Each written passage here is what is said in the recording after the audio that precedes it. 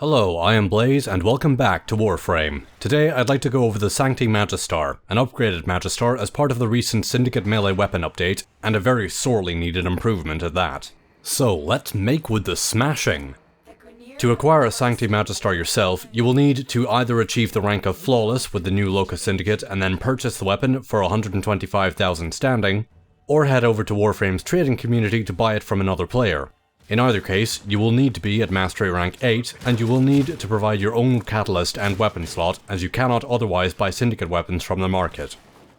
Statistically, the Sancti Magistar is a major improvement over the old base Magistar, featuring 50% more damage and a significantly faster attack speed modifier. For the exact stats, the base damage weighs in at 120, primarily coming in the form of 96 impact damage, which, being a giant frickin' mace, should probably not surprise anybody, as well as 16 puncture damage and 6 slash damage. Its critical and status numbers match the updated Magistar with a high 20% critical hit chance, 2 times critical damage multiplier, and a fairly low 10% status chance. Finally, it also has an attack speed modifier of 1.0. Be wary that due to hammer animations, this is actually still fairly slow before it gets any bonuses, but it is still a major improvement. Aside from that, the Sancti Magistar also comes along with a V polarity in its mod slots by default, and its stance polarity is a D which matches the Shattering Storm stance. This stance, while not as well used as the Crushing Ruin stance, does have its uses with the newly sped up Sancti Magistar, featuring some fairly useful and simple combos. A lot of them do suffer from slow animations, but none quite as severe as the corresponding wind-up for the Shattering Storm spinning moves. However, the Pounding Smite 1 Block 3 combo features reasonably fast actions and a bunch of pretty nice damage multipliers. Other stance combos include Falling Rock, performed with a 3 Back 2 combo that ends the combo with a pair of attacks which slam the mace into the ground, which is good if you have a tight group of enemies in front of you but is a bit clunky. Smashing Fury, meanwhile, is performed with a 1 Pause 5 combo, and is something of an oddity for the moveset including a thrust forward early on in the combo. Unfortunately, Smashing Fury's usefulness is hampered somewhat by the final ground slam, which has an extremely long recovery time and is liable to leave you open for a lot longer than you really want to be when you're trying to hit things with your mace. Unless, of course, getting riddled with bullets is your idea of a fun time, in which case knock yourself out. The Syndicate melee weapons oddly do not come along with the innate Syndicate explosion effects on affinity gain like the primary and secondary weapons. Instead, each of them has their own unique effects when wielded.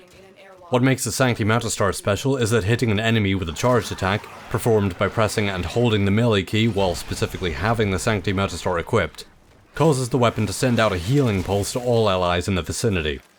The range is 15 meters by default and is apparently affected by primed reach, which is a really big deal, while the actual healing power is affected by the equipped damage mods such as Pressure Point. However, self-healing seems to be limited to around 200 per hit target, which is more than a bit bothersome. Still, the ability to heal allies over potentially just under 40 meters is actually pretty amazing. This will also include NPCs like rescue targets and your own companions. And interestingly, even seems to include things like mobile defense targets for some reason.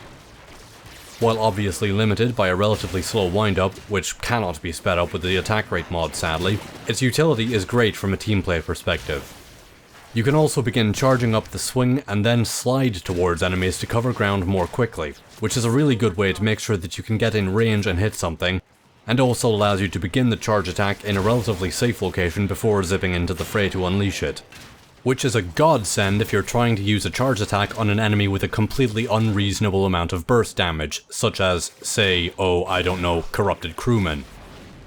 On a lesser note, it is also supposed to reduce the damage dealt by status effects while held by 75%, but, well, most of the time you'll be worrying about actual attack damage, so personally I find that aspect rather forgettable. Unless you happen to wander into an arc trap, in which case it is revealed that the damage reduction seems to take the form of an auto parry which will leave you stun locked for the duration of the arc trap, which is really annoying and I hope they remove that.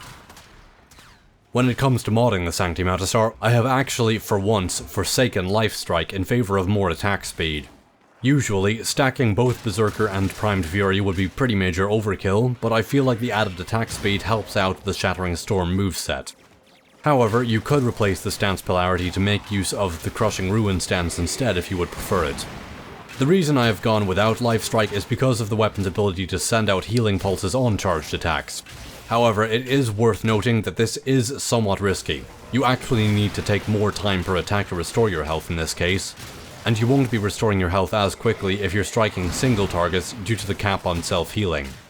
So this mod loadout is very much trading in personal survivability for some added speed and team play.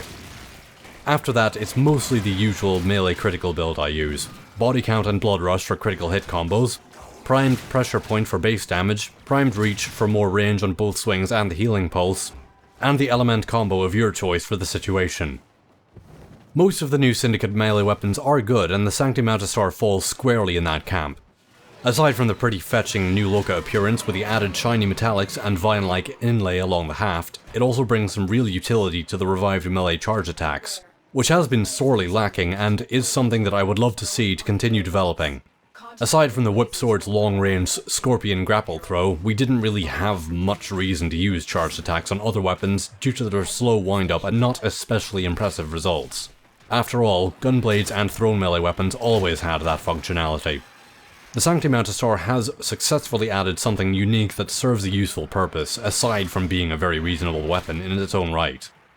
If you've been itching to swing around a giant mace and had been disappointed by how bad the default Magistar was, then the Sancti Magistar should suit you perfectly. Even if you hadn't really wanted a decent mace, I feel like it has enough of its own merits to be worth considering anyway. Plus, it's nice to see that what was supposed to be Oberon's signature weapon is a lot better now.